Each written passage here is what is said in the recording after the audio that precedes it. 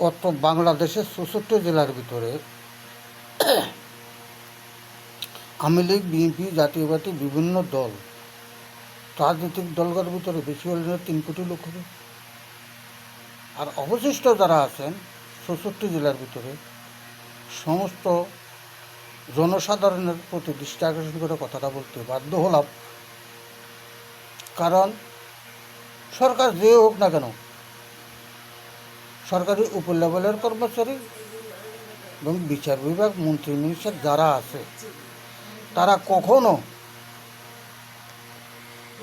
দুর্নীতির বিরুদ্ধে যাবে না, দুর্নীতির পক্ষে থাকবে। তারা বিশিষ্ট সমস্ত বড় বড় শেয়ারগুলো, বড় বড় শাখাগুলো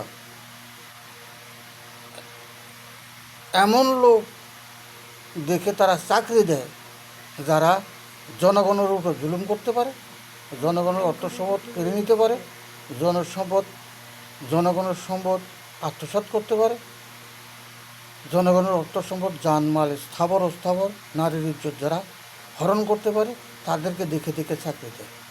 কারণ সাধারণ জনগণের অপরাধ আছে, বিরাট একটা অপরাধ।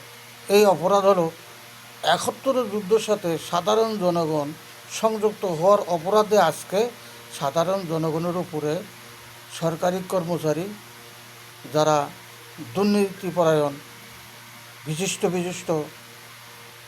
জনগণের অর্থ সম্পদ, মাল, মাল, স্থাবর অস্থাবর যারা কেড়ে নিতে পারবে তাদেরকে চাকরি দেওয়া হয়। আর তাদেরকে তারা খুঁজে খুঁজে চাকরি দেয়, কারণ জনগণকে শাস্তি দেওয়ার জন্য।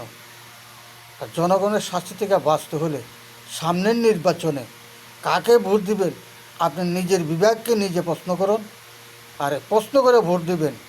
আমি বলবো না কাকে দিবেন, আমি বলতে চাচ্ছি আপনার নিজের বিবেককে নিজে প্রশ্ন করুন। স্বাধীন হওয়ার পর থেকে আমরা কি স্বাধীন পেয়েছি? স্বাধীন কী জিনিস? স্বাধীন কীরকম?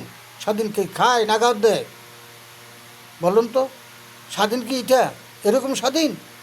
স্বাধীন বলতে কি বোঝায়? আপনারা আপনাদের বিবেককে প্রশ্ন করে ভোট দেবেন। আসসালামু আলাইকুম রহমতুল্লাহ।